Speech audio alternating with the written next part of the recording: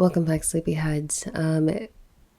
I am sad to say that the main accuser of Jeffrey Epstein and Prince Andrew's Virginia Giuffre has allegedly died from self-deletion. That's what's being reported. That's what her family is saying.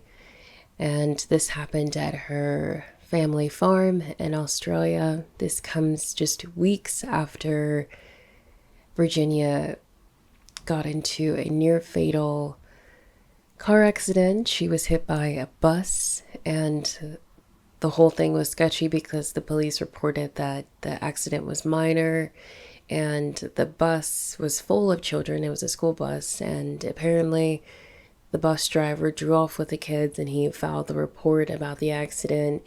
And Virginia went home and she posted photos of her post-accident, and clearly it didn't look like anything minor had happened to her. Sex trafficking victim Virginia Giuffre has claimed she only has days to live. In a bizarre social media post, the 41-year-old says she was seriously hurt in a collision with a bus, but police described it as a minor accident with no reports of injuries. A victim of one of the world's most notorious sex traffickers, Virginia Giuffre has long maintained she was also abused by Prince Andrew.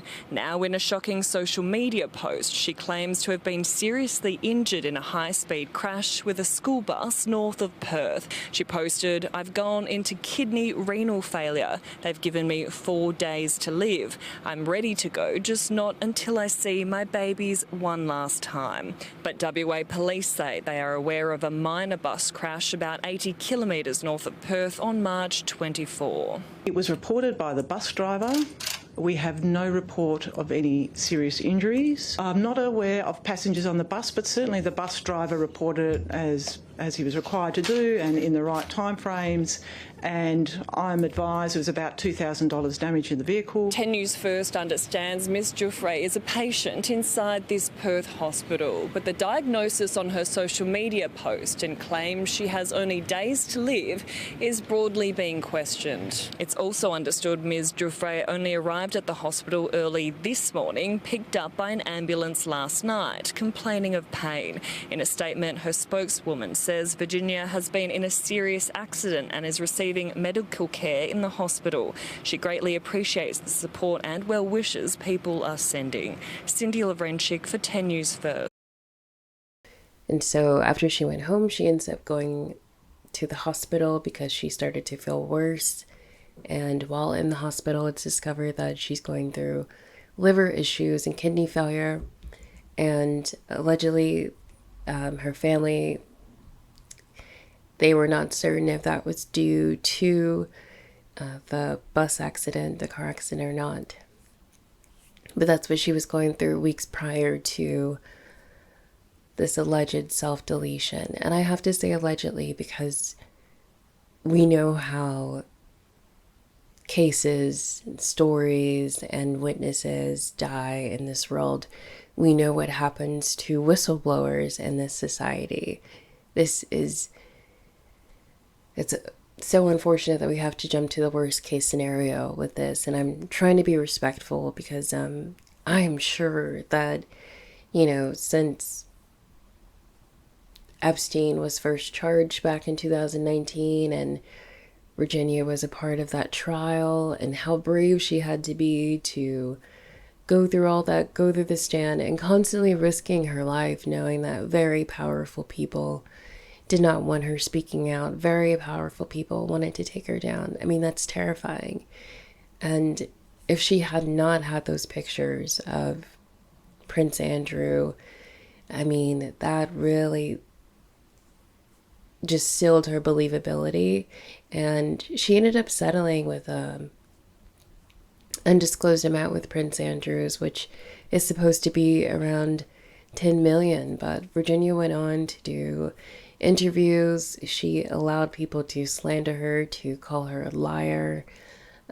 She faced the ridicule that comes with a young girl, a woman in general, speaking out about being abused and being sex trafficked as a young girl, and she was groomed and recruited by Ghislaine Maxwell. And when it comes to Ghislaine Maxwell and Epstein, there's so much about that trial, those documents, that we still don't really know. And a lot of that information has been suppressed from the public. And the most devastating thing about Virginia's death is that she was such a beacon of hope, I think, for so many survivors and so many truth tellers out there, that powerful people can be taken down. You can speak up, you can seek justice, and, you know, maybe you can find some peace.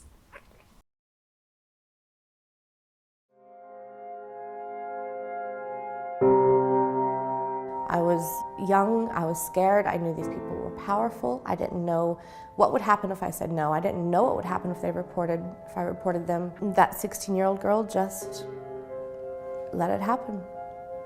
And that was how I got into the abuse with Giuffre and Ghislaine. Virginia Roberts was working in the spa at Donald Trump's Mar-a-Lago club in Palm Beach when British socialite Ghislaine Maxwell introduced her to multimillionaire Jeffrey Epstein. The training started immediately. I mean, it was everything down to how to give a blowjob, how to be quiet, be subservient, give Jeffrey what he wants. A lot of this training came from Ghislaine herself. And being a woman, it kind of surprises you that a woman could actually let stuff like that happen, but not only let it happen, but to groom you into doing it. And then there's Jeffrey, who's telling you, I want it this way, no, go slower, and don't do that, and do this.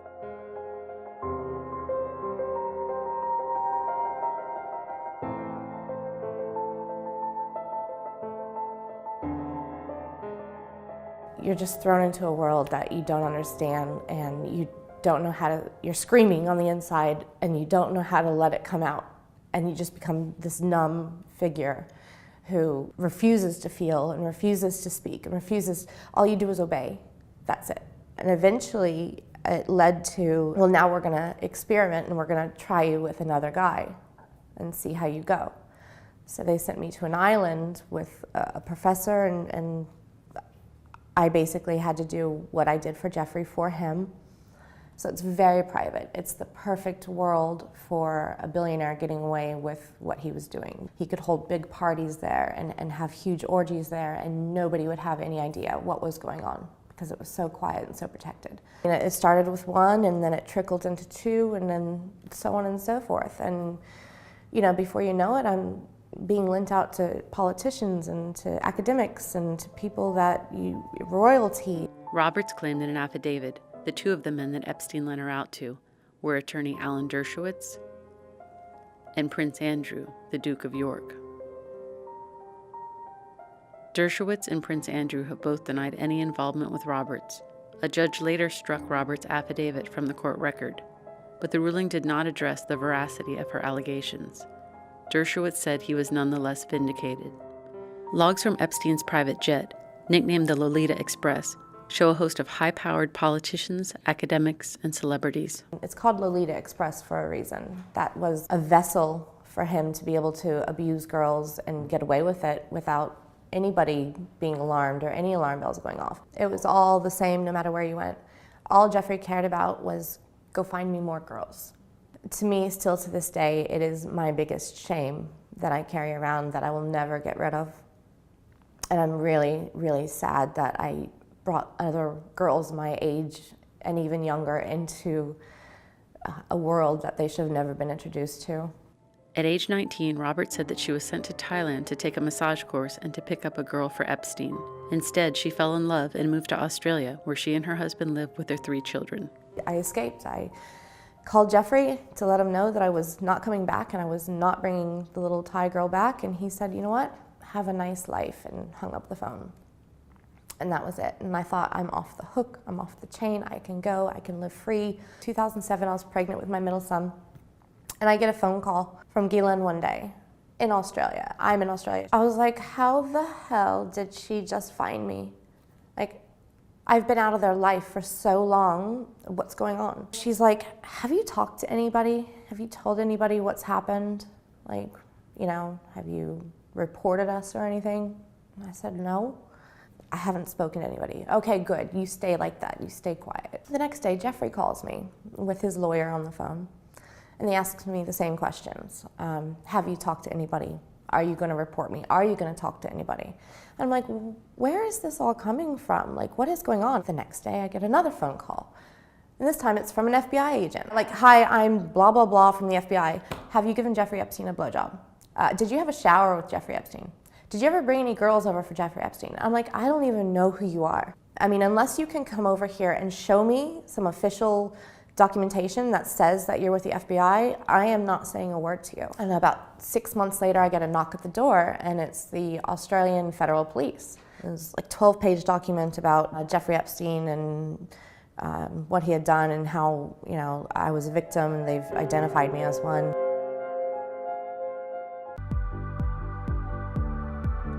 Welcome back to CBS This Morning. We are hearing from one of Jeffrey Epstein's alleged victims. Her name is Virginia Roberts Giuffre. In her first interview since Ghislaine Maxwell was denied bail this week, Maxwell is accused of helping Epstein sexually abuse underage girls. Now, this is the first time that Maxwell has faced criminal charges in connection with Epstein, despite accusations against her that extend back more than 2 decades now. Giuffre claims Maxwell, along with Epstein, recruited, groomed, and abused her. She lives in Australia now. She's married with 3 children, and we talked to her yesterday.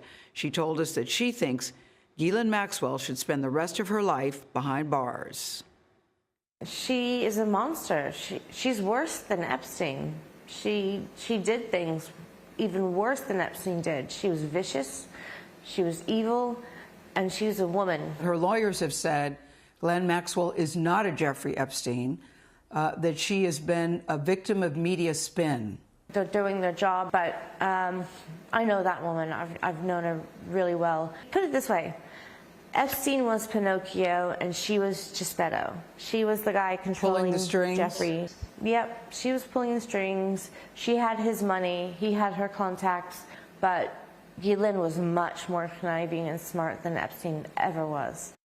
Virginia Roberts Giuffre says she first met Jeffrey Epstein and Ghislaine Maxwell when she was just 16, and alleges that she was forced to have sex with Britain's Prince Andrew on 3 separate occasions. She was 17 at the time. He has denied that and says it's possible this picture with his arm around her waist was doctored. Is there any way you could have had sex with that young woman or any young woman trafficked by Jeffrey Epstein in any of his residences? No. Prince Andrew should be panicking. He knows he's guilty. He needs to be held accountable. We need to show the world that the rich and the mighty can fall too. Do you think that Ghislaine's life is in danger? Absolutely. If she squeals on some of the people that she has videos on, they won't be happy with her talking about that. And when you say that she has videos, or she has knowledge of videos that exist about people like who? People well-known names? Very well-known names, you know, the government officials, the politicians, the royalty, they were taping everybody, every moment when you walked into the New York mansion, to Palm Beach, everything was being filmed. Do you think people knew they were being taped? No. No. I do not. Not at all. Giuffre alleges Maxwell and Epstein were blackmailing the wealthy and the powerful. She says Maxwell's arrest marked a major turning point in the fight for justice. Today we announced charges against Ghislaine Maxwell for helping Jeffrey Epstein sexually exploit and abuse multiple minor girls. It was just surreal. It was momentous. It's one of those life moments that I'll never forget. Virginia, how did you meet her and what was her pitch to you? I'm working at Mar-a-Lago. Loving it. I'm working in the spa area. I was reading about anatomy and massage, and that's when Ghislaine came up to me and said, "Oh my God, you're reading a book about massage." And, you know, long story short, she told me that she knew of a man who was looking for a traveling masseuse, and if he liked me, then I would get educated and I would become a real massage therapist. So yeah, I mean, it was dream of a lifetime until I got there, and the abuse was immediate. It has been reported that they would prey on young girls who were vulnerable. She could smell the vulnerability on a person. I told them a little bit about my past and how I'd been abused. So immediately it was like the Cheshire smile is what I call it. And I asked her, I said, why are you having all these girls come in and sleep with your boyfriend? And she was like, so I don't have to do it all the time. You know, so she made like a joke out of it. Why do you think she did it? She did it to keep Giuffre happy, for sure. She did it because she loves the control over people. Giuffre was a sick pedophile, but she was the mastermind. What would justice look like for you when it comes to Ghislaine Maxwell? I would like to see Ghislaine stay in jail forever. I'd like her to apologize for what she's done to me and so many others. When Jeffrey Epstein took his own life, many of the victims/survivors felt that they had been robbed, that they did not get their day in court. It would have been great to look at him in court and say, you know, you hurt me, you took away my innocence, you took away my youth, but he took that away from us too. I'm really hoping we get to do this with Ghislaine. Does the buck stop with Ghislaine Maxwell, in your opinion? No, the buck stops when every single monster gets held accountable and our children are safe. Not just my monsters, but all the monsters. And we need everyone's help. Maxwell has pleaded not guilty to the charges against her and denies any wrongdoing. Virginia Roberts Giuffre's claims are not part of this indictment. Maxwell's attorneys declined to comment on her accusations. And what the papers and news outlets are saying, and what her family statement was made by her publicist. Well, the family statement that her publicist released was saying that, you know, she had gone through all this trauma with being sexually abused and trafficked as a young girl. And then I think also just the trauma of having to go through court and becoming a public figure for your trauma. You know, I can definitely, of course, understand that. But in reality, Virginia had 3 young children. She had a husband. And back when she became one of Epstein and Ghislaine Maxwell's main accuser, she said after the birth of like her last daughter, she really had this moment where she wanted to be a good example and to show her that, you know, you have to stand up for yourself and these things aren't okay. So it's so hard to believe that, you know, someone who had that perspective would succumb to self-deletion. And I know that maybe on the outside things really do seem like it happened that way, but there's so many methods of operation and taking somebody out that just makes it seem like an apparent self-deletion. You know, it's the same thing with Aaron Carter, Michael Jackson, all of these public figures who definitely did have traumatic and dramatic past and issues with mental health, and not in Virginia's case, but in other cases with substance abuse. You know, it's so easy to use someone's traumas against them and for a person to be taken out and that gets labeled as self-deletion. I think that's just so hard to believe. And I'm going to be discussing this more, but Bob Marley's not publicly recognized daughter, Ruha Zara Marley, went on the Sean Atwood show, and she's been doing a few interviews with him. But a huge thing that she talks about is the use of scopolamine by the elite sadist, satanic, SRA perpetrators. And for those who don't know, scopolamine is a naturally deriving substance that is found in tropical areas, mainly in South America, which is why there's more crimes that are caused by scopolamine that happen there. And basically this plant can render someone, they can just destroy your personal sense of will, and you become a puppet. It's like you're hypnotized, but you're completely conscious. And it also causes extreme memory loss. And scopolamine crimes have been happening since the 1950s.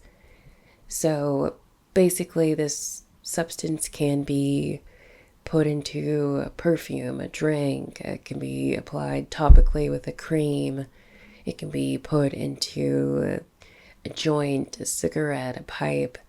It can be applied in so many ways. And as soon as that person ingests that scopolamine, they can be told to do whatever, even if it causes them harm, even if it destroys their livelihood, they will do it.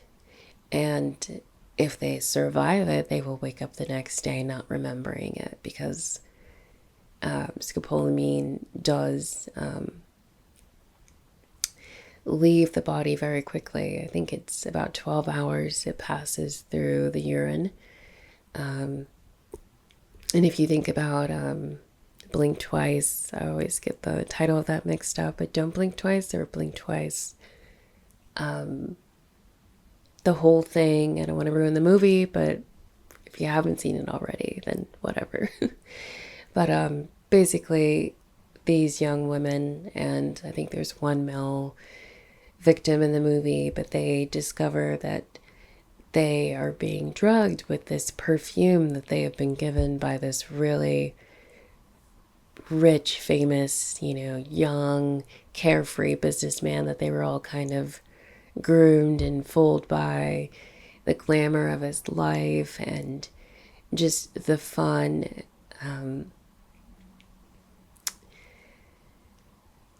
The fun aspects of his lifestyle that they got to indulge in, basically. And so they were initially given this perfume when they go on his private island, and they keep spraying it every day.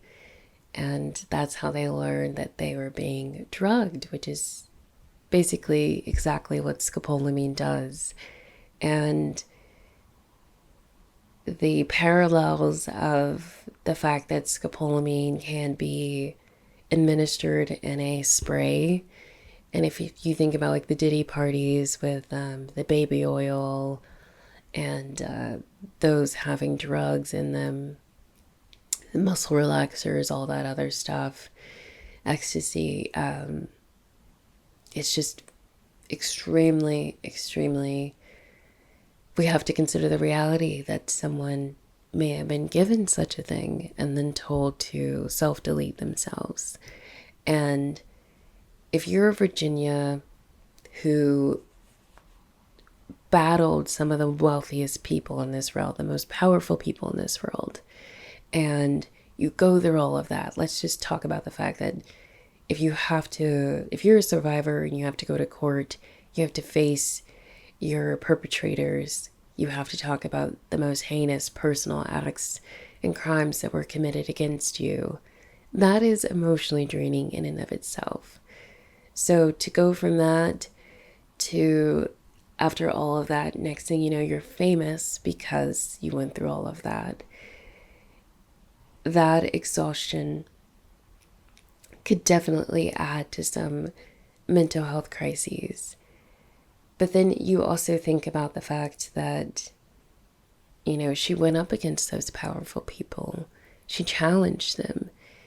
Not only is she going to be emotionally exhausted, but she might be terrified for her life, for her children's safety, for the rest of her life. And we don't know if she was being threatened or harassed, because what I've learned from the books I've read, the interviews I've read, those who survive elite ST and sexual abuse and SRA, that harassment goes on through the rest of their lives. If we're talking about, the corruption of police officers, local officials, to the point where the survivor doesn't know who to trust, doesn't know who to go to. And that the fact that when you see, or when you have people involved in a sex trafficking ring that are supposed to be protecting the public and to be providers of service to the public, that is so distorting to your psyche. And I've talked about the Boy Scouts Troop 137 case, and one of the survivors who, when he was a child, he was put into that Boy Scouts sex trafficking ring. Man, I'm really testing the algorithm today with this one, but I don't care. Good evening, I'm Shelley Brown. And I'm Kim Holden. Richard Winman says before he was raped at the school, he was also the victim of a New Orleans pedophile ring in the 1970s. Kimberly Kurth has been following this story and joins us now live in the newsroom with the latest. That ring was connected to New Orleans Boy Scout Troop 137. Richard Winman confirms to Fox 8 tonight that he was a member of that troop. He says when he was a little boy, he was raped by his scout leaders. And according to the advocate, the lead detective in the case believes most of the crucial testimony in the Boy Scout case came from Winman, who was among the youngest of the victims. According to our news partners NOLA.com, the Times-Picayune, Raymond Woodall, Richard Stanley Halverson, Harry Kramer, and Louis Seau started Boy Scout Troop 137 in 1974. And according to testimony from Seau, it was formed to provide them with boys for their sexual pleasure. The Times-Picayune also reported that authorities had learned Troop 137 was, quote, the nucleus of a nationwide sex and pornography ring, with boys recruited into the troop, sent to other states for the pleasure of the men there. Richard Winman says he was raped by all 4 men. He would later testify in Kramer's trial. It was horrible. I mean, you feel embarrassed. You feel like you've done something wrong, and you're sitting there in a courtroom full of adults and media, and you're asked to recount all of this. Because of his involvement with the Boy Scout case, Winman was introduced to Stanley Burkhart, who was a former lead detective with the NOPD's pedophile unit. Winman says Burkhart was supposed to check in on him as part of that case, but instead, he says Burkhart started raping him. Burkhart was convicted of numerous sex crimes in the 80s and 90s, including possessing child porn and aggravated crime against nature for molesting a young female relative. He was never prosecuted for Winman's allegations, but according to court documents, Winman was called to North Carolina as a witness in a 2011 federal case against Burkhart.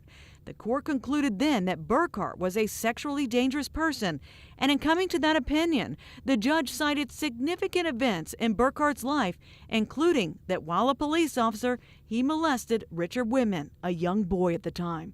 The opinion also says the court finds clear and convincing evidence that the testimony of Mr. Winman is credible, and the denial by Mr. Burkhart of this incident is not credible. Through your investigation, you've seen how comprehensive this and wide-reaching it is, and you know it's not something that you can do in a single conversation, and so that's why I've been telling it in pieces. When we shine a light on these things and we talk about them, and we're not scared anymore, bad things start to happen, and I hope that's what's happening right now. The NOPD has confirmed it's investigating new sexual assault allegations against Burkhart, but they would only say that they have spoken to an alleged victim in that case. According to an online sex offender registry, Burkhart is now living and working in New Orleans. We went to the address listed on that registry, but we were unable to reach him for comment. Kim. Basically, he talked about the fact that he was abused by police officers, priests, all of these people, even the janitor at the Catholic school that he went to. These were all perpetrators, not including these, Boy Scouts leaders that he thought were these sources of basically male role models who were supposed to teach him, responsibilities and great survival tricks that everybody should know. I mean, that really messes with a person when when your mind tells you truly that you can't trust anybody. You know, you never truly feel secure and safe. And unfortunately, I can see a reality in which after this bus accident, it may have triggered, you know, that flight or fight response in Virginia. And something in her mind may have thought, man, maybe, you know, they're after me.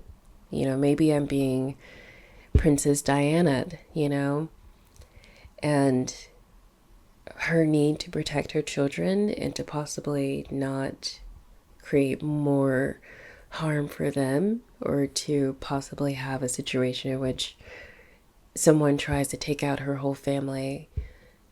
I could see a situation in which she would self-delete, thinking that she was going to be protecting them in the long run, which is more tragic in and of itself. But, you know, that's one perspective I think that has to be acknowledged at the same time.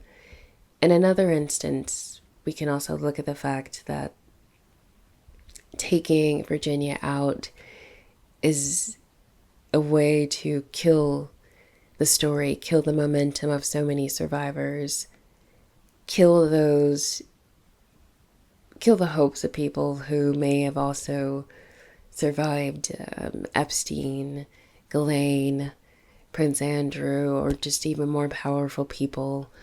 And at this point, I've read 3 books, or 2. I'm still working on one by MK Ultra SRA survivors, Kathy O'Brien, Wendy Hoffman, and Bryce Taylor. And if you read their books, each of them encountered extremely powerful people during the time they were going through their SRA and the MK Ultra. And their perpetrators that they allege in their books, I mean, if you read it, they're politicians, they're public figures, they're celebrities. And this was happening, you know, for these particular stories, that was happening in the 70s.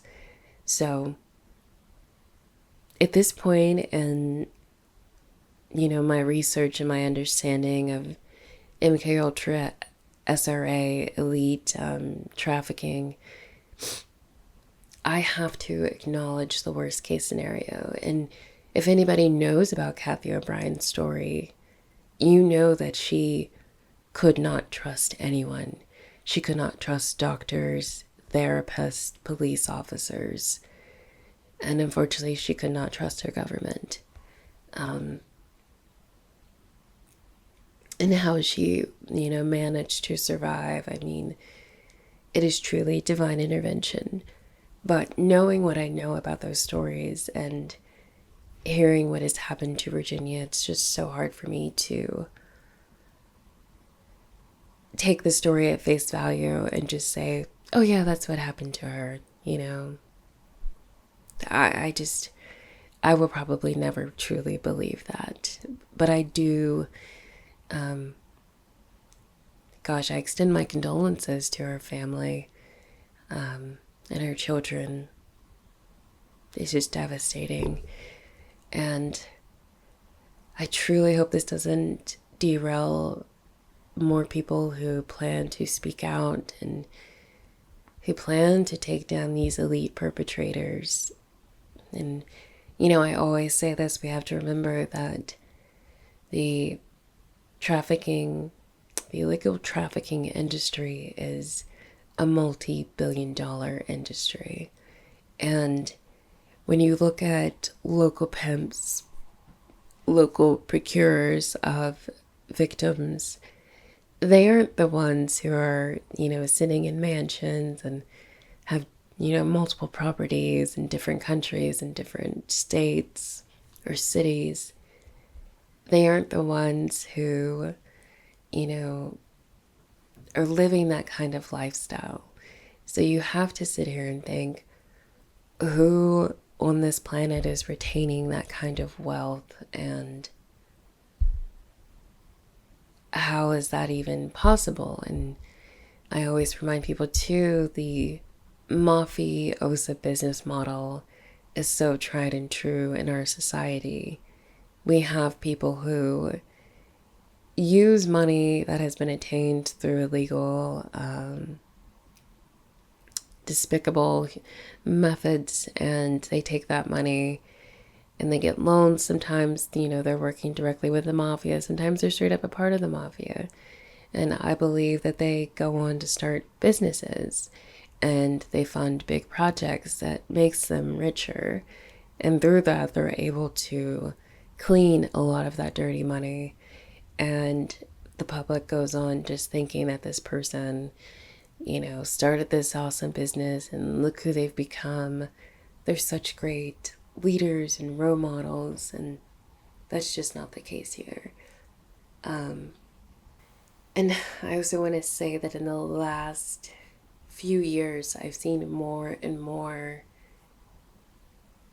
elite SRA, ST victims speaking up on different social media platforms. I've discovered more books from survivors that I haven't gotten to read yet. And I think that momentum that's been building with more survivors speaking out about, the elite trafficking, the tunnels, the MK Ultra, all of that stuff, I think they have to find some way to keep these people in fear. And Virginia is an easy way for them to do that, because she made it so far as to get a multi-million-dollar undisclosed settlement with Prince Andrew. And I think that speaks volumes if you really think about the implications of that these people who would like to suffer no consequences for the crimes that they commit upon so many innocents, had to pay somebody out, had to take some degree of public responsibility for a crime. They absolutely do not want that kind of attention. They do not want that kind of reputation.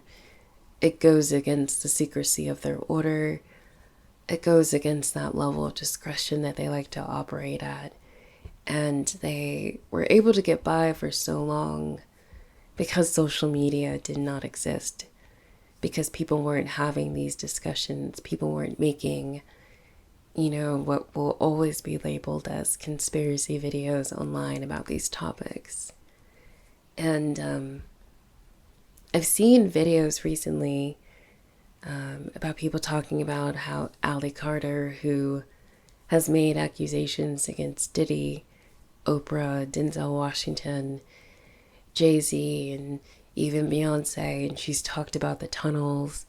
She's revealed a lot of information about how the children are procured and how they are trafficked through the tunnel systems, and what she experienced and the sacrifices that she witnessed and the torture that she went through.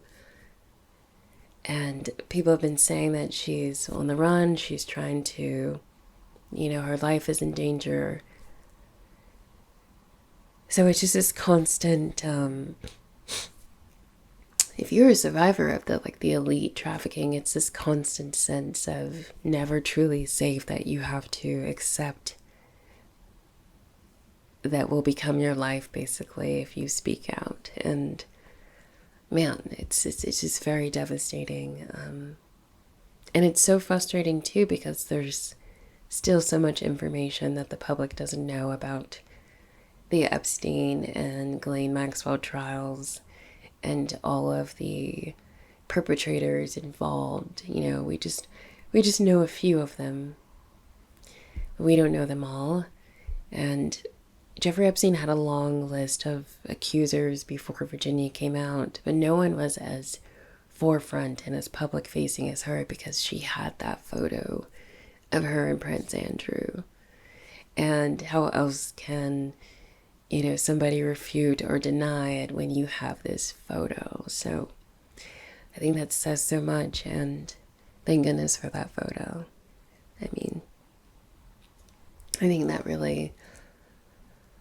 that really saved the case, and it protected Virginia for as long as possible, I think.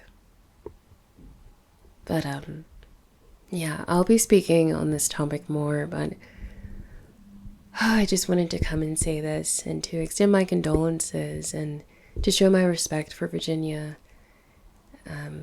She was so brave and so courageous, and she will always be a hero to so many, and myself, and I truly, truly hope that people continue speaking out, because, you know, if another survivor like Virginia were to come out against someone very powerful who has an elite status, and if that person were to suffer the same ending, well, a pattern will be established. And from that pattern, certain undeniable conclusions can be made. And even though, from my perspective, Virginia's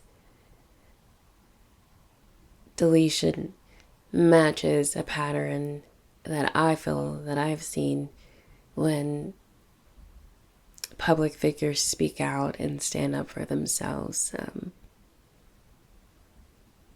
Yeah, I don't know. That's all I got, sleepyheads. I'll be talking more soon about the Ruhak Zara Marley interview with Sean Atwood. There's so much to dissect there and so much information that I want to go over. And I'll probably touch on the scopolamine more as well. But sleepyheads, I'll talk to you soon. It takes a long time to start the healing process. I mean, I will never heal. There are pieces from me that can never be put back together. It takes so long to get to a point where you're able just to speak about it. I mean, it took me having a daughter and looking at this beautiful, young, innocent baby to say, I want to speak out about it now. You know, if we can make that point across, that doesn't matter how rich you are, it doesn't matter how powerful you are, there are girls out there that will speak up, and I don't care if it's 10 years later or 15 years later, whenever you're ready to do it, you do it, you know, and you protect the ones that are younger than us. You protect the ones that we didn't protect before. These guys will get it in the end, because us girls are not going to sit here and just let this keep happening.